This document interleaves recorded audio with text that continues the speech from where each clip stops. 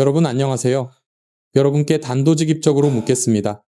지금 여러분이 매일 건강을 위해 챙겨 드시는 검은 콩이 오히려 여러분의 신장을 서서히 망가뜨리고 있을 수도 있다면 정말 믿으시겠습니까? 60세 이후 절대 가볍게 넘기면 안 되는 신장 위험 신호가 있습니다. 검은 콩은 몸에 좋다는 말만 믿고 매일 꼬박꼬박 챙겨 드시던 한 어르신이 계셨습니다. 그런데 딱 어떤 음식 하나 때문에 몸에서 이상 신호가 슬슬 올라오기 시작했습니다. 처음에는 요즘 소화가 좀 더 부룩하네, 예전보다 유난히 더 피곤하네, 이 정도였습니다. 그런데 시간이 지나면서 손발이 묵직해지고 아침마다 몸이 붓는 일이 많아 검사를 해보니 몸속에 있어야 할 중요한 미네랄들이 그냥 빠져나가고 있었던 겁니다. 왜 그랬을까요? 검은 콩이 문제였던 걸까요? 아닙니다. 검은 콩 자체가 나쁜 것이 아니었습니다. 문제는 같이 먹은 그 음식이었습니다. 좋다는 검은 콩이 그 음식 하나 때문에 몸속에서 영양이 아니라 부담으로 바뀐 겁니다. 쉽게 말하면 좋은 약도 잘못 섞어 먹으면 독이 되잖아요. 검은 콩도 조합을 잘못 만나면 신장을 지치게 만들 수 있다는 것이죠. 여러분도 혹시 검은 콩이 좋다니까, 몸에 좋다니까 하시면서 아무 음식이랑 막 섞어 드시고 계시진 않습니까? 오늘 이 영상을 끝까지 보지 않으시면 그 어르신이 겪었던 실수를 여러분도 똑같이 반복하실 수 있습니다. 병원에서는 절대 알려주지 않는 충격적인 진실을 오늘 공개합니다. 저는 병원의 편이 아닙니다.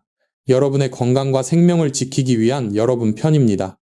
오늘 이 영상을 끝까지 보시면 예순 이후 절대 피해야 할 검은 콩의 위험한 조합, 3가지와 반드시 드셔야 할 신장을 살리는 황금 조합 3가지를 정확히 알게 됩니다. 이 정보가 도움이 되셨다면 지금 좋아요 버튼을 눌러주십시오. 여러분, 혹시 60살, 70살 그 이후가 되면 몸이 예전 같지 않다는 걸 하루에도 몇 번씩 느끼시죠? 60 이후에는 우리 몸의 엔진, 그리고 정수기 필터가 전체적으로 힘이 빠지기 시작합니다. 몸에서 에너지를 만드는 속도는 느려지고 해독하는 능력은 떨어지며 간과 신장은 젊었을 때만큼 버텨주지 못합니다. 특히 신장이라는 기관에 대해서 조금 더 자세히 설명을 드려야 할 것 같습니다. 신장은 그냥 오줌 만드는 기관이 절대 아닙니다. 신장은 우리 몸이 살아남기 위해 독소를 걸러내는 최전선입니다. 쉽게 말하면 몸속 피를 하루 종일 빨래처럼 돌려가며 더러운 것, 쓸데없는 노폐물들을 계속 걸러내주는 필터 같은 곳입니다. 우리가 음식을 먹으면 여러 가지 영양소도 생기지만 동시에 노폐물도 생깁니다. 이 노폐물들이 혈액을 타고 온몸을 돌아다니면 우리 몸은 중독될 수 있기에 신장이 이 노폐물들을 걸러내서 소변으로 내보내는 것입니다. 여기서 가장 중요한 포인트가 있습니다. 예전이랑 똑같이 먹고 똑같이 생활하는데 몸은 더 이상 예전처럼 노폐물을 처리해주지 못한다는 것입니다. 나이가 들면서 신장의 세포수가 줄어들고 신장으로 가는 혈액의 양도 줄어들고 신장이 독소를 걸러내는 능력 자체가 점점 약해지기 때문입니다. 검은 콩은 단백질, 미네랄, 좋은 기름, 항산화 성분까지 영양이 아주 꽉 찬 좋은 콩입니다. 젊을 때는 이 영양을 신장이 튼튼하니까 척척 잘 써줍니다. 그런데 60, 70을 넘어서면 이 좋은 영양이 너무 과한 짐이 될 수 있습니다. 왜냐하면 신장의 기능이 떨어진 상태에서 단백질과 칼륨 같은 미네랄이 많이 들어오면 신장이 그걸 다 처리하지 못하고 혈액에 쌓이게 만들 수 있기 때문입니다. 여기에 오늘 말씀드릴 잘못된 음식 조합까지 겹치면 우리 몸은 이렇게 비명을 지릅니다. 아이고, 이건 좀 버겁다. 그 순간부터 신장은 과부하가 걸리고 몸속 균형이 무너지기 시작하는 것입니다. 검은 콩을 끊을 필요는 없습니다. 다만 누구와 함께 먹느냐가 신장에게는 생사가 걸린 문제인 것입니다. 지금부터 60살 이후 절대 조심해야 할 검은 콩 위험 조합 3가지를 하나하나 알려드리겠습니다. 첫 번째 위험 조합, 바로 검은 콩과 시금치입니다.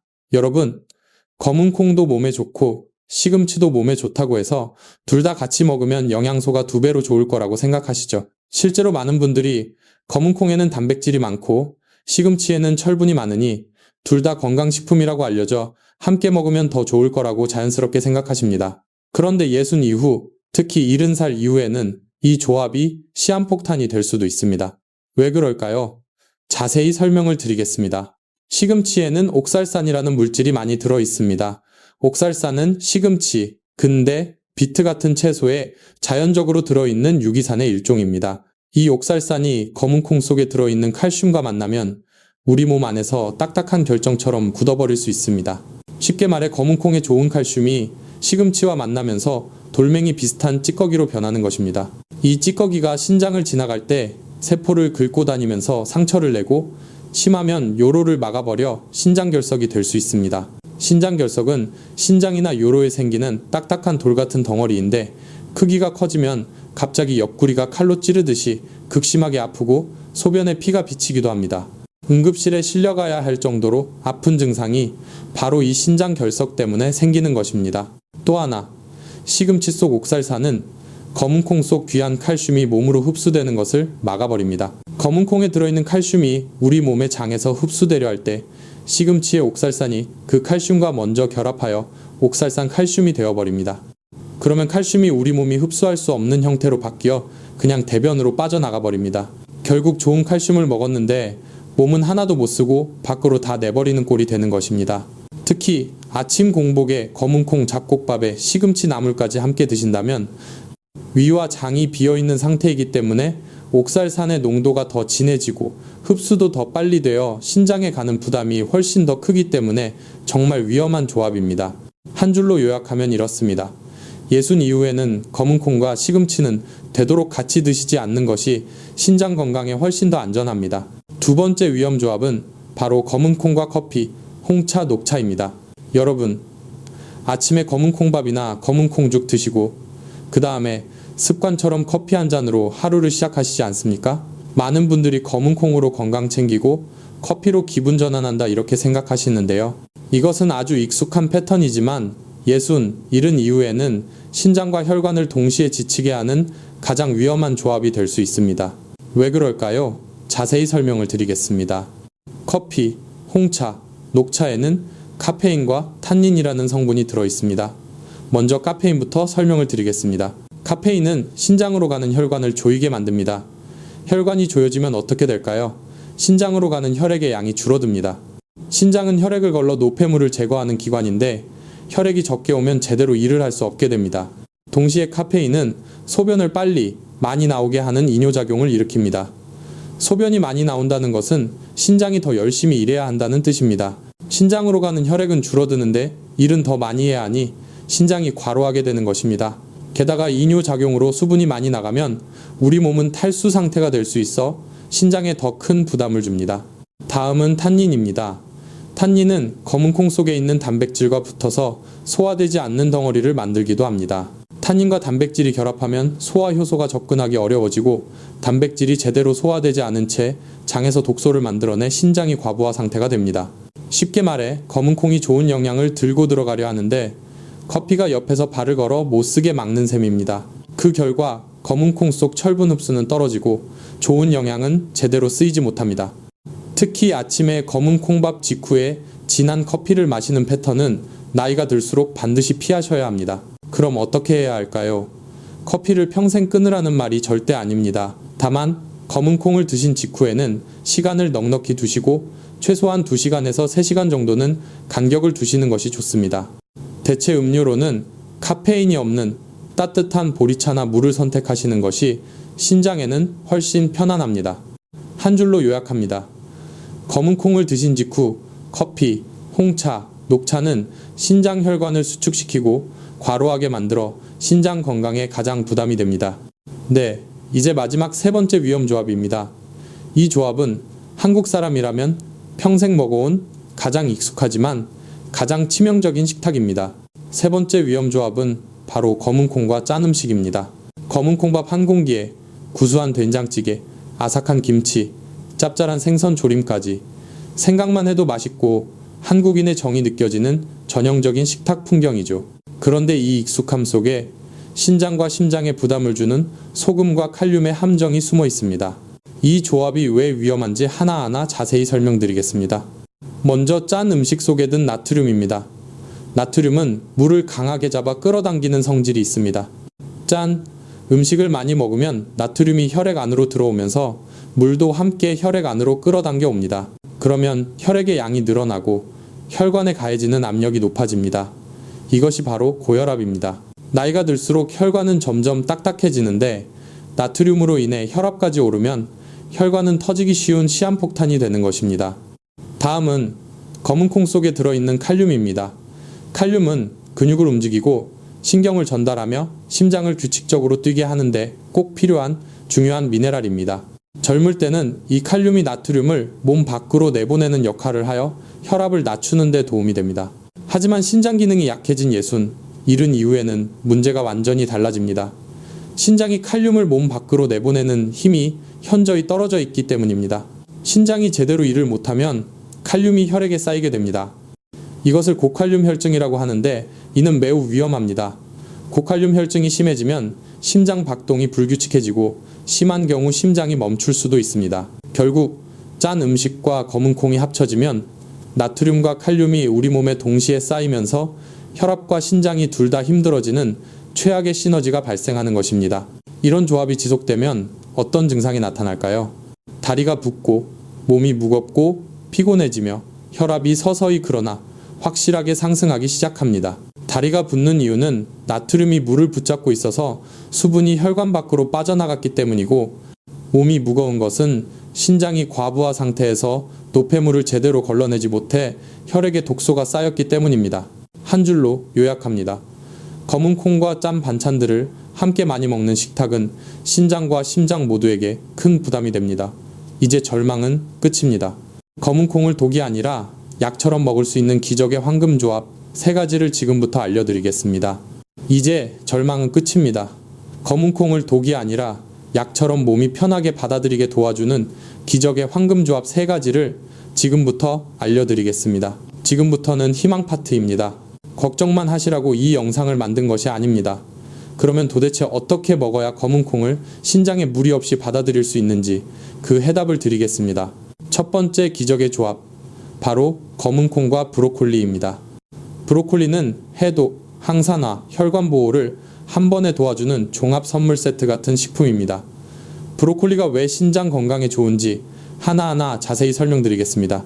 무엇보다 중요한 것은 앞에서 저희가 치명적인 조합으로 말씀드렸던 시금치와 달리 브로콜리에는 옥살산이 매우 적어 신장의 부담이 훨씬 덜하다는 점입니다. 여러분 기억하시죠? 시금치에는 옥살산이 많다고 말씀드렸습니다. 그래서 검은 콩의 칼슘과 만나면 신장 결석을 만들 위험이 있었습니다. 그런데 브로콜리는 옥살산 함량이 아주 적습니다. 구체적인 수치로 말씀드리면 시금치가 100g당 약 1000mg의 옥살산을 가지고 있다면 브로콜리는 100g당 약 10mg 정도만 가지고 있습니다. 시금치의 100분의 1 수준이라는 것입니다. 이처럼 옥살산 함량이 현저히 낮기 때문에 검은 콩과 같이 먹어도 신장 결석의 위험을 줄여주고 신장에 부담을 주지 않는 것입니다. 신장 건강을 생각한다면 시금치 대신 브로콜리를 선택하는 것이 아주 현명한 스위치가 됩니다. 또 브로콜리에는 우리 몸의 해독 효소를 도와주는 성분인 설포라판이 들어있습니다.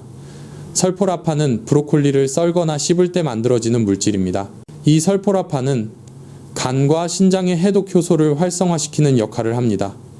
해독 효소가 활성화되면 우리 몸에 쌓인 독소들을 더 빨리, 더 효과적으로 제거할 수 있게 됩니다. 신장이 혼자 쓰레기를 치우느라 과부하가 걸리는 것이 아니라 브로콜리가 옆에서 같이 청소해주는 든든한 동반자가 되어주는 느낌인 것입니다. 게다가 브로콜리는 비타민C도 풍부합니다. 이 비타민C는 검은 콩 속 철분 흡수를 돕는 아주 중요한 역할을 합니다. 검은 콩에 들어있는 철분은 식물성 철분인데 식물성 철분은 우리 몸에 흡수가 잘 안 되는 형태입니다. 그런데 비타민C가 있으면 철분이 흡수되기 쉬운 형태로 바뀌어서 흡수율이 높아집니다. 앞에서 커피의 탄닌이 철분 흡수를 방해한다고 말씀드렸습니다. 하지만 브로콜리에 비타민C를 함께 섭취하면 검은 콩의 좋은 철분 흡수를 돕고 혈관을 지키는 항산화 작용까지 해줍니다. 브로콜리에는 비타민C뿐만 아니라 베타카로틴, 비타민 E 등 여러가지 항산화 성분이 풍부하게 들어있습니다. 우리 몸에서는 활성산소라는 물질이 생겨 세포를 공격하고 손상시키며 노화를 촉진합니다. 브로콜리의 항산화 성분은 이 활성산소를 제거해서 세포를 보호하고 혈관을 지키는 역할을 하는 것입니다. 쉽게 말하면요, 검은 콩이 좋은 재료라면 브로콜리는 그 재료를 몸 구석구석까지 안전하고 효과적으로 실어 나르는 최고의 도우미인 것입니다. 그럼 이 황금조합을 어떻게 드셔야 할까요? 실천 방법은 간단합니다. 점심에 검은 콩 잡곡밥을 드시고 곁들여서 브로콜리 데친나물을 드시면 됩니다. 소금은 많이 줄이시고 들기름이나 참기름, 깨를 살짝 넣어서 무쳐 드시면 됩니다. 소금을 많이 넣지 않아도 참기름과 깨의 고소한 맛이 간을 해줄 것입니다. 브로콜리를 데칠 때 중요한 주의점도 말씀드리겠습니다. 너무 오래 삶으면 비타민과 설포라판 같은 중요한 영양소가 파괴됩니다. 반드시 3분에서 5분 정도만 살짝 데쳐서 드시는 것이 가장 좋습니다. 검은 콩과 브로콜리는 신장을 덜 괴롭히면서 해독과 혈관 보호를 같이 도와주는 진정한 황금 조합입니다. 이 조합 하나만으로도 여러분의 신장은 훨씬 편안하게 일할 수 있고 노폐물과 독소 배출은 더욱 빨라질 것입니다. 건강한 노후를 위한 식탁, 바로 이 조합부터 시작하십시오. 두 번째 기적의 조합은 바로 검은 콩과 따뜻한 보리차입니다. 보리차는 예순 이후에도 부담 없이 오래 마실 수 있는 아주 좋은 음료입니다. 보리차가 왜 신장에 좋은지 하나하나 자세히 설명드리겠습니다. 가장 큰 장점은 카페인이 전혀 없다는 점입니다. 앞에서 커피의 카페인이 신장 혈관을 수축시키고 이뇨작용을 일으켜 신장에 부담을 준다고 말씀드렸습니다. 보리차는 카페인이 없기 때문에 신장 혈관을 수축시키지도 않고 강제로 이뇨작용을 일으키지도 않습니다. 대신에 우리 몸의 수분을 자연스럽게 채워주는 역할을 합니다. 수분이 충분하면 혈액이 묽어져서 신장이 노폐물을 걸러내기가 훨씬 쉬워집니다. 또 보리차에는 수용성 섬유질이 들어 있습니다. 수용성 섬유질은 장 속 노폐물을 밖으로 내보내는 것을 도와줍니다. 장에서 독소나 노폐물을 미리 흡착하여 배변으로 배출시키면 신장이 처리해야 할 독소의 양이 줄어들어 신장에 가는 부담이 크게 줄어드는 것입니다. 또 보리차에 있는 베타글루칸 성분은 혈당을 안정시키는 효과가 있습니다. 혈당이 급격히 오르면 신장에도 부담이 되는데 베타글루칸이 혈당을 천천히 오르게 하여 신장에 가는 부담을 줄여주는 것입니다. 구체적인 방법을 말씀드리겠습니다. 검은 콩을 드신 후 30분 정도 지나서 따뜻한 보리차를 천천히 마셔주시면 몸이 훨씬 편안하다고 느끼실 겁니다. 왜 30분 후에 마시는 것이 좋을까요? 식사 직후에 물을 너무 많이 마시면 위액이 희석되어 소화가 잘 안 될 수 있기 때문에 30분 정도 지난 다음에 마시는 것이 좋습니다. 하루에 물과 보리차를 합쳐 1리터 반에서 2리터 정도 마시는 것이 적당하며 한 번에 많이 마시지 마시고 조금씩 자주 마시는 것이 중요합니다. 세 번째 기적의 조합은 검은 콩과 저염 발효식품입니다. 우리에게 가장 익숙한 된장이나 청국장 같은 발효식품입니다. 중요한 점은 짠 된장이 문제이지 발효식품 자체는 나쁜 것이 아닙니다. 염분만 줄이면 발효식품은 오히려 신장의 부담을 줄이고 혈압을 도와주는 좋은 동반자가 될 수 있습니다. 발효식품에는 유익균들이 많이 들어 있습니다. 유익균, 즉 프로바이오틱스는 장 속 환경을 좋게 만들고 음식물이 썩으면서 독소가 덜 생기게 도와줍니다. 장이 깨끗해지면 신장이 처리해야 할 쓰레기 양도 줄어드는 것입니다. 또 발효 과정에서 생성되는 펩타이드라는 물질 중 일부는 혈압을 낮추는 효과가 있습니다. 발효식품의 펩타이드가 혈압을 올리는 효소의 활동을 억제하여 혈압이 올라가는 것을 막아주는 것입니다. 청국장에는 혈전을 녹이는 나토키나제 효소가 들어있어 혈액순환을 개선하여 신장이 일하기 더 수월해집니다.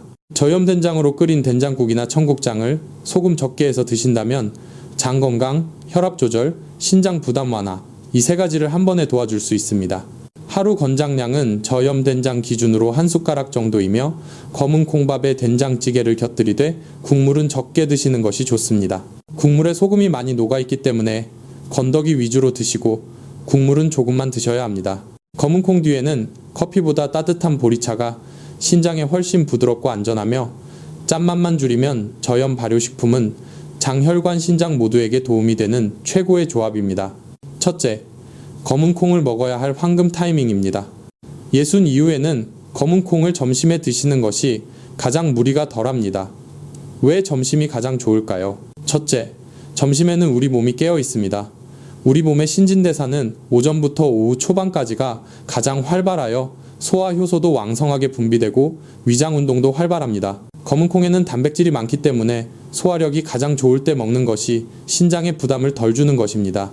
반대로 늦은 저녁, 특히 자기 직전에 검은 콩을 많이 드시면 자는 동안 신장이 쉴 틈 없이 일해야 해서 다음날 아침에 부종이나 피로가 심해질 수 있습니다. 우리가 잠을 잘 때 몸의 모든 기관은 휴식을 취해야 하는데 단백질이 많은 검은 콩을 먹으면 신장이 노폐물을 걸러내느라 계속 일해야 하기 때문입니다. 검은 콩은 점심에 드시고 저녁 늦게는 피하십시오. 둘째, 적정 섭취량과 물 마시는 습관입니다. 검은 콩은 아무리 좋아도 많이가 아니라 알맞게가 중요합니다. 하루에 밥 한 공기에 섞어 넣어 먹을 수 있는 정도가 대부분의 분들에게 충분한 양입니다. 구체적으로는 하루 30g에서 50g 정도가 적당합니다. 너무 많이 드시면 단백질 분해 후 생기는 질소 노폐물과 칼륨이 과다해져 신장이 힘들어집니다. 그리고 물과 보리차를 하루 종일 조금씩 나누어 드시고 특히 검은 콩을 드신 후에는 수분을 더 신경 써 주십시오.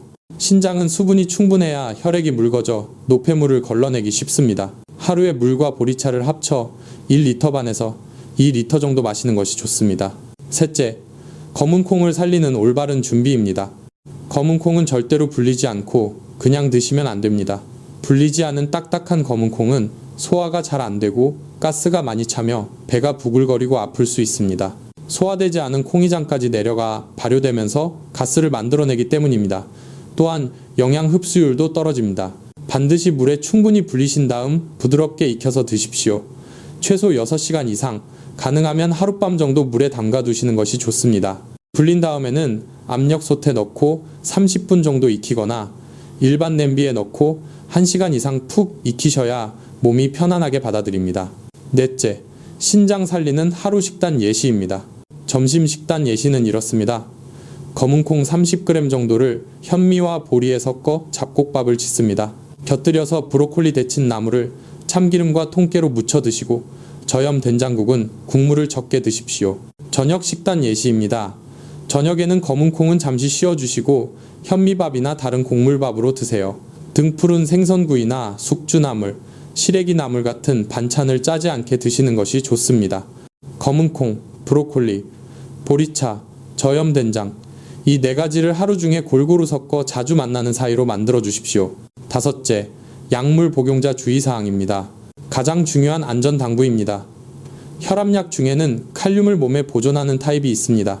이런 약을 드시는 분들이 칼륨이 많은 검은 콩을 먹으면 칼륨이 과다해질 수 있습니다. 또한 신장질환으로 약을 복용 중이신 분들은 단백질과 칼륨 섭취를 제한해야 하는 경우가 많습니다. 혼자 판단하여 검은 콩 섭취량을 늘리시면 절대 안 됩니다. 오늘 내용은 참고만 하시고 드시기 전에 반드시 담당 의사나 약사에게 자신이 먹는 약이 어떤 타입인지 확인하셔야 합니다. 네, 이제 여러분의 신장 건강을 위한 가장 중요한 정보를 정리하고 여러분의 건강한 노후를 응원하는 마지막 말씀을 드리겠습니다. 오늘 말씀드린 내용을 딱 이렇게 정리할 수 있습니다.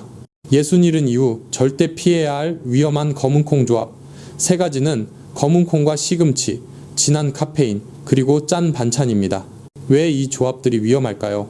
검은콩과 시금치를 함께 먹으면 옥살산과 칼슘이 결합하여 신장 결석을 만들 수 있고 이는 극심한 통증을 유발합니다. 검은콩과 커피나 차는 카페인이 신장 혈관을 수축시켜 신장을 과로하게 만들고 탄닌이 철분 흡수를 방해합니다. 또한 검은콩과 짠 반찬은 소금 속 나트륨과 콩 속 칼륨이 동시에 쌓여 고혈압과 심장박동 이상을 유발하는 고칼륨 혈증의 위험을 높입니다. 이 조합들은 여러분의 신장을 서서히 지치게 만드는 조용한 살인자와 같습니다. 반대로 신장을 덜 지치게 하면서 건강에 도움이 되는 황금조합 3가지는 검은콩과 브로콜리, 보리차, 그리고 저염, 발효식품입니다. 브로콜리는 옥살산이 적어 신장 결석 위험이 없고 설포라판이라는 해독 효소를 활성화시켜 신장을 보호하며 비타민C가 검은콩의 영양 흡수를 돕습니다. 보리차는 카페인 없이 수분을 충분히 공급하여 신장이 편하게 일할 수 있게 하고 저염 발효식품은 유익균으로 장을 깨끗하게 하여 신장의 부담을 줄여줍니다. 이 조합들은 치매 예방, 암 예방, 혈관 건강, 면역력 향상에 도움이 됩니다. 무엇보다 중요한 것은 검은콩을 끊을 필요는 없다는 것입니다. 다만 누구와 언제, 얼마나 자주 만나게 할지 그 조합과 습관을 바꾸는 것이 관건입니다. 검은콩은 점심에 30g에서 50g 정도 적당량을 짜지 않게 드시는 습관이 중요하며 이는 건강한 노후를 위한 가장 기본적인 실천입니다. 여러분, 보셨다시피 건강은 단순한 운이 아닙니다.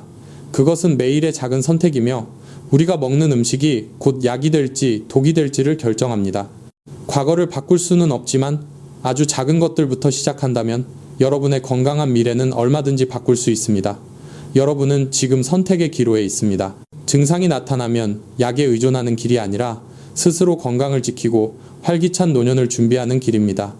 저는 여러분이 후자를 선택하시리라 믿습니다. 하지만 이 모든 것보다도 중요한 최종 당부가 있습니다.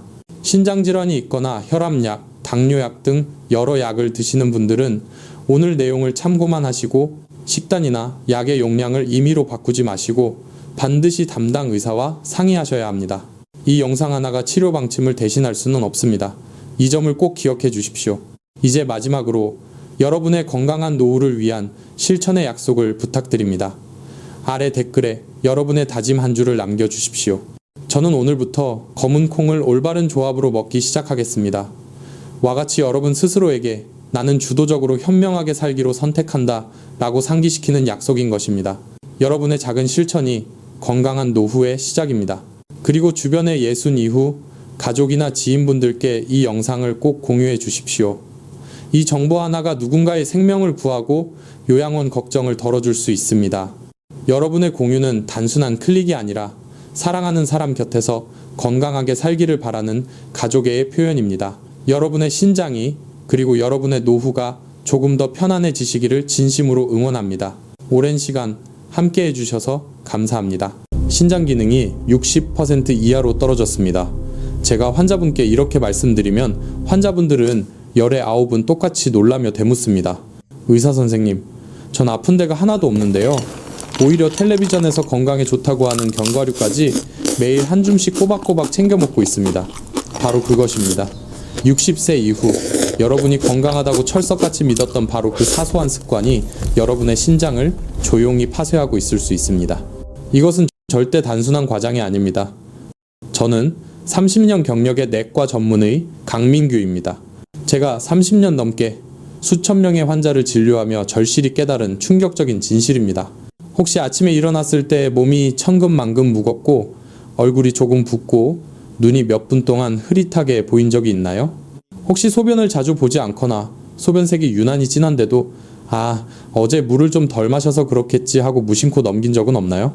또는 평소처럼 식사도 잘하고 특별히 문제될 게 없는데도 몸이 자꾸 피곤하고 허리가 묵직하게 아프며 오래 서 있으면 다리가 쉽게 붓는 적은 없나요?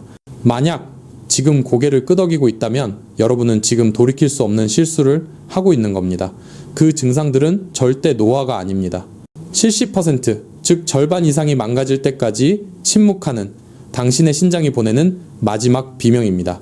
너무나 많은 환자들이 건강식이라 굳게 믿고 먹었던 바로 그 견과류 속에 숨어있는 옥살산과 인성분이 그 파괴를 더욱 가속화시켰다는 사실을 병원에 와서야 깨닫습니다. 오늘 저는 제 30년 의사 경력을 걸고 60세 이후 여러분의 신장을 망가뜨리는 최악의 견과류 4가지와 오히려 신장을 살리는 기적의 견과류 4가지를 긴급 공개합니다.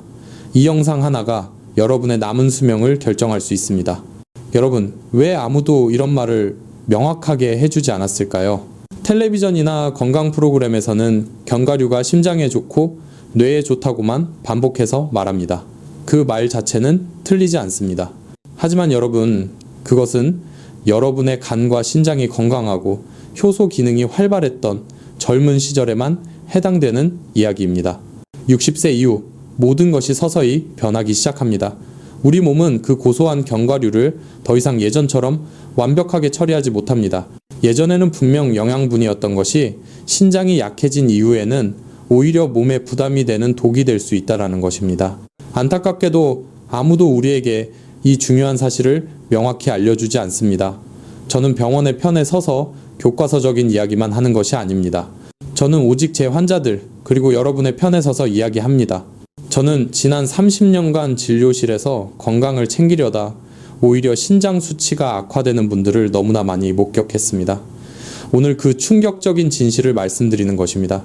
우리가 반드시 알아야 할 가장 무서운 사실이 바로 이것입니다. 신장은 지독할 정도로 조용한 장기라는 것입니다. 여러분의 신장 기능이 절반, 아니 70%가 손상될 때까지도 여러분은 그 어떤 심각한 증상도 느끼지 못할 수 있습니다. 우리가 앞서 이야기 나눈 그 증상들, 아침에 일어났을 때 몸이 무겁고 얼굴이 조금 붓는 느낌, 또는 소변색이 진해지거나 밤에 화장실을 자주 가게 되는 것, 그리고 특별히 무리한 것도 없는데 몸이 늘 피곤하고 허리가 묵직하게 아픈 그 모든 신호들 말입니다. 대부분의 사람들은 이 신호들을 그저 아, 나이가 들어서 그렇겠지, 피곤해서 그렇겠지 하고 대수롭지 않게 넘겨버립니다. 하지만 여러분, 그 생각이야말로 가장 위험한 착각입니다. 그 사소한 증상들은 노화가 아니라 당신의 신장이 조용히 보내는 고통스러운 구조신호일지도 모릅니다. 우리 몸은 거대한 강과도 같습니다. 강물이 깨끗하게 흘러야 생명이 살 수 있듯이 우리 피가 깨끗해야 합니다. 그 피를 정화하는 필터가 바로 신장입니다. 그런데 그 필터가 막히기 시작하면 어떻게 될까요? 신장이 한번 손상되면 혈액을 걸러내고 노폐물을 배출하는 기능은 매일매일 아주 조금씩 그리고 확실하게 떨어집니다. 처음에는 그저 피곤하기만 하겠죠. 하지만 그 노폐물들이 독성 진흙처럼 쌓이고 쌓여 혈관을 막고 뼈를 약하게 하고 심장을 병들게 합니다. 그리고 가장 무서운 점은 한번 망가진 신장은, 한번 막혀버린 필터는 다시는 처음으로 되돌릴 수 없다는 것입니다. 안타깝게도 아무도 우리에게 우리가 매일 건강식이라고 믿고 먹는 그 견과류가 사실은 이 필터를 더 빨리 망가뜨릴 수 있다고 경고하지 않습니다. 오히려 심장에 좋다고 뇌에 좋다고만 합니다. 60세가 넘으면 그 한 줌의 견과류가 당신의 혈압을 올리고 다리를 붓게 하며 신장 기능을 빠르게 악화시킬 수 있다는 이 끔찍한 진실을 말해주지 않습니다. 그래서 오늘 우리는 이 문제를 정면으로 마주해야 합니다. 여러분의 식탁 위에, 여러분의 주방 선반 위에 놓인 견과류가 과연 약인지 독인지 말입니다. 지금부터 그 명확한 기준을 알려드릴 것입니다. 그래서 오늘 저는 여러분의 식탁을 두 가지로 명확하게 구분해 드리겠습니다. 60세 이후 여러분의 신장을 파괴하는 독이 되는 견과류와 오히려 신장을 지키는 약이 되는 견과류입니다. 지금부터 제가 말씀드리는 이 네 가지, 즉 신장을 망가뜨리는 최악의 견과류 목록을 꼭 기억하십시오. 이것은 제가 30년간 환자들을 진료하며 데이터로 확인한 목록입니다. 첫 번째는 옥살산 폭탄이라 불리는 캐슈넛입니다. 두 번째는 고소한 맛에 숨겨진 고지방 고칼로리 폭탄 마카다미아입니다.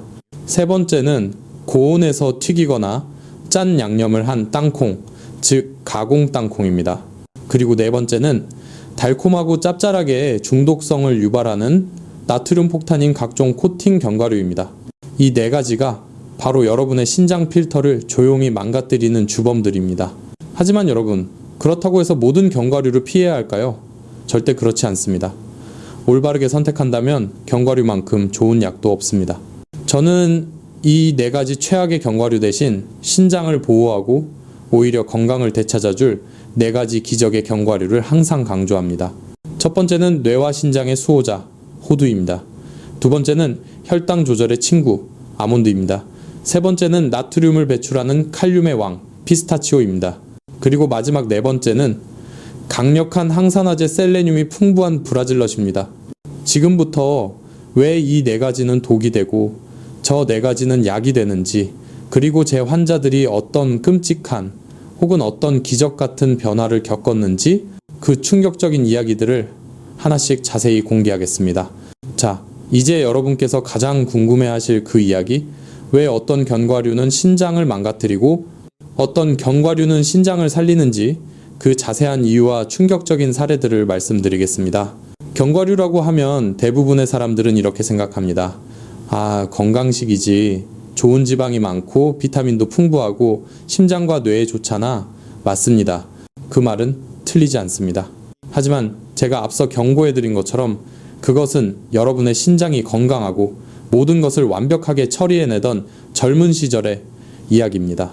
50세, 60세가 넘어가면서 우리 몸은 더 이상 예전처럼 그것들을 처리하지 못합니다. 제가 오늘 첫 번째로 경고하는 신장을 망가뜨리는 최악의 견과류는 바로 캐슈넛입니다. 제가 아직도 생생하게 기억하는 환자가 한 분 계십니다. 이영숙 씨. 당시 67세 여성이셨습니다. 그분은 음식 관리에 아주 철저하셨습니다. 튀긴 음식은 입에도 대지 않으셨고 술도 전혀 마시지 않았죠. 매일 아침 에너지를 보충하기 위해 딱 50알의 캐슈넛만 드셨다고 했습니다. 그런데 불과 6개월 뒤 그분은 극심한 허리 통증과 구토 증세로 응급실에 실려와 입원하셨습니다. CT 검사 결과 놀랍게도 0.5cm 크기의 단단한 도리요관에 꽉 걸려 있었습니다. 원인은 무엇이었을까요? 바로 그분이 건강식이라고 믿고 매일 드셨던 캐슈넛 속에 과도한 옥살산 성분이었습니다. 여러분, 옥살산은 우리 몸속에서 칼슘과 결합하면 아주 단단한 신장 결석을 만듭니다. 물론 신장이 건강하다면 이런 물질들을 충분히 걸러서 배출할 수 있습니다. 하지만 제가 거듭 말씀드렸듯이 60세 이후 신장 기능, 즉 혈액 여과 속도는 크게 떨어집니다.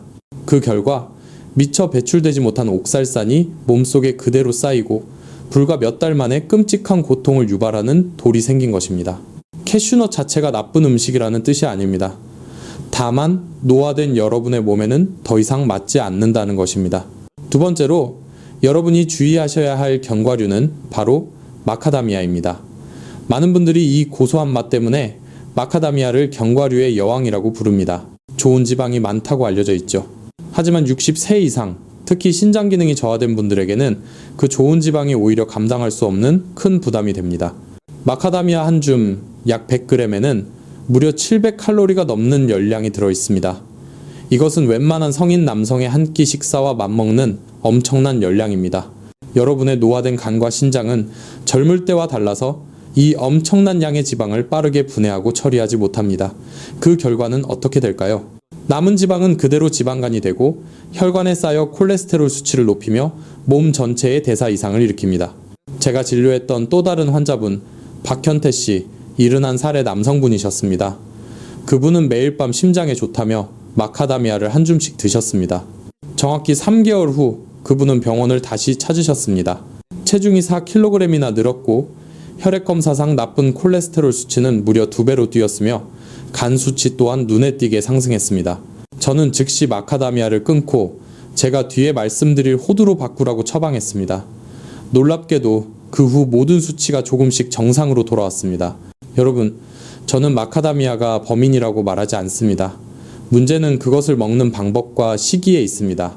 60세 이후의 몸은 지방을 처리하는 방식이 완전히 달라진다는 사실을 제발 기억하십시오.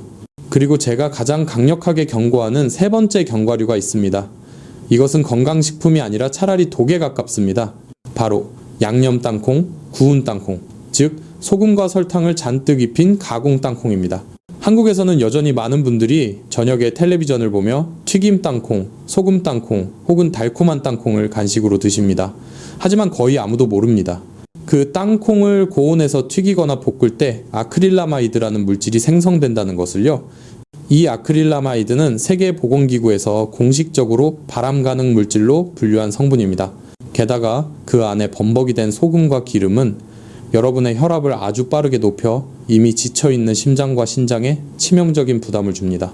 제가 치료했던 최지우 씨 환자분이 생각납니다. 그분은 매일 밤 뉴스를 보며 땅콩 한 봉지를 드시는 것이 유일한 낙이라고 하셨습니다. 불과 1년 뒤 초음파 검사에서 그분의 관상동맥이 거의 50%나 좁아져 있었습니다. 혈압은 통제 불가능할 정도로 상승했고 나쁜 콜레스테롤 수치는 2배로 뛰었습니다.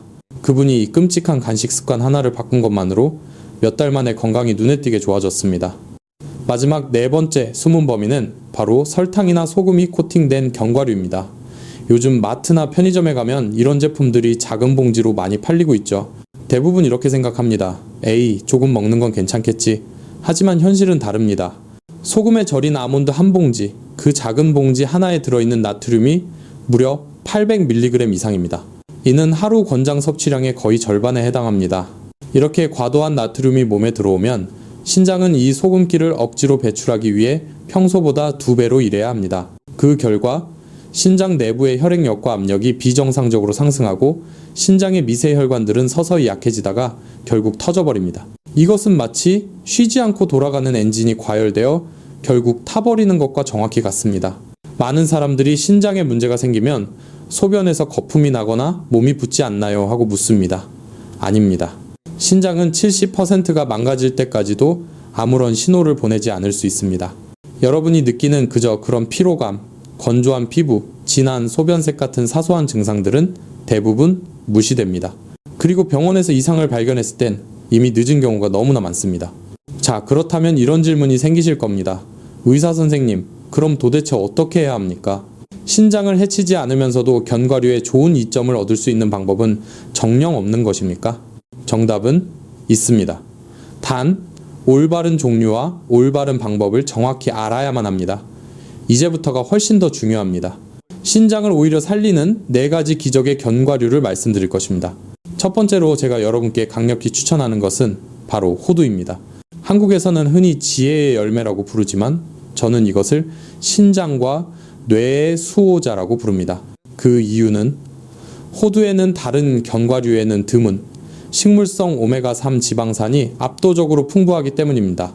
이 성분은 우리 몸의 염증을 줄이고 특히 신장의 미세 혈관벽을 깨끗하게 청소해주며 혈액의 자연스러운 여과 기능을 향상시킵니다. 미국 캘리포니아 대학의 한 연구에서는 65세 이상의 노인들이 매일 28개의 호두를 6개월간 섭취했을 때 인지 기능이 평균 11% 이상 향상되었다고 보고했습니다. 제가 기억하는 환자 한 분, 윤성호 어르신. 손주 이름이 자꾸 생각나지 않는다며 저를 찾아오셨습니다. 저는 다른 약 대신 아침마다 따뜻한 물 한 컵과 함께 호두 내 알을 드시라고 권했습니다. 3개월 뒤 그분이 환한 얼굴로 진료실에 들어오셔서 이렇게 말씀하셨습니다. 선생님, 이제 손주들 이름을 다 기억합니다. 그 미소를 저는 지금도 잊을 수가 없습니다. 두 번째로 추천하는 기적의 견과류는 아몬드입니다. 아몬드는 특히 혈압과 혈당을 조절해야 하는 분들에게 가장 든든한 친구가 되어줍니다. 아몬드에는 풍부한 식이 섬유와 식물성 단백질, 그리고 강력한 항산화제인 비타민 E가 들어있습니다. 이 성분들이 혈당이 식사 후에 급격히 치솟는 것을 막아주고 혈관벽을 부드럽게 유지시켜줍니다. 저는 당뇨 전 단계에 있는 환자들이 매일 몇 알의 아몬드를 추가하는 것만으로도 수치가 개선되는 경우를 정말 많이 보았습니다. 그중 한 분, 배정희 씨, 당시 70세였습니다. 처음 병원에 오셨을 때 당화 혈색소 수치가 8.0으로 매우 높았습니다. 저는 매일 아침 산책을 나가기 전 아몬드 7알과 따뜻한 물 한 잔을 섭취하도록 권했습니다. 3개월 후 그녀의 수치는 놀랍게도 7.1까지 낮아졌고 몸이 한결 가벼워지고 혈압도 안정되었다며 기뻐하셨습니다. 어떤 사람은 기적 같다고 말하지만 저는 그것이 몸의 신호를 듣고 올바르게 바꾼 결과임을 알고 있습니다. 다음은 피스타치오입니다. 이 연두빛의 작은 견과류는 사실 엄청난 비밀을 품고 있습니다. 바로 칼륨이 매우 풍부하다는 점입니다. 노년기에는 이 칼륨이 신장과 심장을 지키는 보디가드 역할을 합니다. 칼륨은 우리 몸속의 나트륨을 조절하고 불필요한 염분과 수분의 배출을 돕습니다. 그렇기 때문에 신장에 가해지는 과도한 압력을 줄여줍니다. 저는 가벼운 고혈압 환자들에게 짠 음식을 줄이는 대신 소금이 없는, 즉 무염 피스타치오를 드시도록 권합니다. 임동진 씨, 68세 남성분으로 2가지 혈압약을 복용하고 계셨습니다. 하지만 식단을 바꾸고 오후 간식으로 무염 피스타치오 약 40알 정도를 추가하자 놀랍게도 약을 1가지로 줄일 수 있었고 혈압은 평균 10mmHg 정도 떨어졌습니다. 게다가 피스타치오에는 루테인과 제아잔틴이 풍부해 노인 실명의 주요 원인인 황반 변성을 예방하는 데도 큰 도움이 됩니다. 마지막으로 제가 꼭 소개하고 싶은 견과류는 사람들이 잘 모르지만 영양가가 매우 높은 브라질넛입니다. 이 작은 한 알 안에는 셀레늄이라는 강력한 미네랄이 풍부하게 들어있습니다. 하루에 딱 한 알만으로도 하루 권장량을 모두 충족할 수 있을 정도입니다. 셀레늄은 우리 몸속에서 글루타티온이라는 물질을 만들어내는 데 필수적입니다. 이 글루타티온은 활성산소로부터 우리의 간과 신장을 보호하는, 현존하는 가장 강력한 항산화 물질 중 하나입니다. 60세 이유 없이 피로감이 쉽게 오고 감기에 자주 걸리며 숙면이 어려워지는 이유 중 하나가 바로 이 셀레늄 부족 때문일 수 있습니다. 송은혜 씨, 69세 여성이셨는데 늘 피곤하고 감기를 달고 산다고 하셨습니다. 저는 다른 것 대신 일주일에 3번만 브라질넛 하나를 드시고 염분 섭취를 조금 줄이도록 권했습니다. 3개월 뒤 그녀는 얼굴빛이 밝아지고 미소를 지으며 이렇게 말했습니다. 몇 년 만에 이렇게 건강하게 느껴진 건 처음이에요. 이처럼 올바른 견과류는 분명 우리 몸에 약이 됩니다. 하지만 명심하십시오. 아무리 좋은 견과류라도 먹는 방법을 지키지 않으면 오히려 해가 될 수 있습니다. 자, 이렇게 신장을 살리는 4가지 기적의 견과류까지 모두 확인했습니다.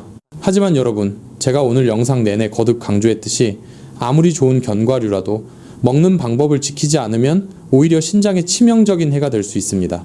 지금부터가 어쩌면 가장 중요합니다. 이것은 약속처럼 지키셔야 합니다. 여러분의 신장을 지키는 황금률, 즉 견과류를 먹는 올바른 방법 5가지를 정확하게 알려드리겠습니다. 첫째, 튀김, 소금, 설탕, 향료가 범벅이 된 가공 견과류는 오늘부터 완전히 피하세요. 이것들은 더 이상 자연식이 아닙니다. 여러분의 입을 즐겁게 할지는 몰라도 여러분의 간과 신장은 이 기름과 소금, 설탕, 방부제의 혼합물을 처리하느라 혹사당하고 있습니다. 둘째, 절대로 빈속에, 즉 공복에 견과류를 먹지 마세요. 공복 상태에서는 견과류의 고농축된 지방과 옥살산이 너무 빠르게 흡수되어 혈당을 급격히 올리거나 신장에 바로 부담을 줄 수 있습니다. 가장 좋은 시간은 식사를 마치고 1시간에서 2시간 정도 지나 위장이 어느 정도 안정된 뒤에 드시는 것입니다. 셋째, 아무리 몸에 좋아도 절대 너무 많이 먹지 마세요. 특히 60세 이후에는 하루에 25개에서 30개 정도, 즉 여러분의 손으로 가볍게 쥔 작은 한 줌이면 완벽하게 충분합니다. 그 이상은 보약이 아니라 간과 신장에 부담이 되는 과잉 에너지일 뿐입니다. 넷째, 견과류를 드신 후에는 반드시 물을 충분히 마셔야 합니다. 견과류는 수분이 거의 없는 고농축 식품이기 때문에 물을 함께 마시지 않으면 소화 과정에서 오히려 변비나 더부룩함을 유발할 수 있습니다. 따뜻한 물 한 잔이 신장이 노폐물을 부드럽게 걸러내는 것을 도와줄 것입니다. 마지막 다섯째, 현명하게도 하루마다 견과류 종류를 바꿔가며 드세요. 호두가 좋다고 해서 365일 호두만 드시지 마시고 오늘은 호두, 내일은 아몬드, 모레는 피스타치오 이렇게 다양하게 드시는 것이 좋습니다. 각 견과류는 영양소 구성이 모두 다르기 때문에 영양 불균형을 피하고 우리 몸에 자연스러운 조화를 선물할 수 있습니다. 이 5가지 정말 간단하지 않습니까? 이 작은 습관만 지켜도 여러분의 신장은 분명 달라질 것입니다. 저는 이런 작은 습관, 즉 올바른 견과류를 올바른 방법으로 드시도록 바꾼 것만으로도 혈액검사, 혈압, 그리고 신장 여과 수치가 뚜렷이 좋아진 환자들을 정말 많이 보았습니다. 윤성호님처럼 기억력이 돌아오고 배정희님처럼 혈당이 안정되었으며 임동진님처럼 혈압약을 줄이게 되었습니다. 음식은 죄가 없습니다. 그것을 어떻게 먹느냐가 약이 될지 독이 될지를 결정합니다. 여러분, 이쯤에서 많은 분들이 저에게 이렇게 반문하실 겁니다. 의사 선생님, 견과류가 심장과 뇌에 좋다고 해서 매일 챙겨 먹었는데 이제 와서 신장을 망가뜨린다고 하시면 도대체 어떻게 하라는 겁니까? 그 질문 정말 중요합니다. 그리고 맞습니다. 견과류는 분명 심혈관과 뇌에 좋은 자연이 준 선물입니다.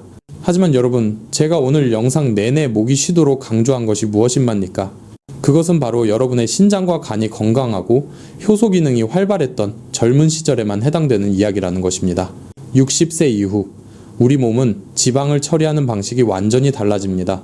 예전엔 보약이던 음식이 지금은 독이 될 수 있습니다. 그렇다면 견과류를 두려워해야 할까요? 아닙니다. 두려워하지 말고 존중하십시오. 음식은 죄가 없습니다. 그것을 어떻게, 언제, 그리고 얼마나 먹느냐가 그것을 약이 되게 할 수도 독이 되게 할 수도 있습니다.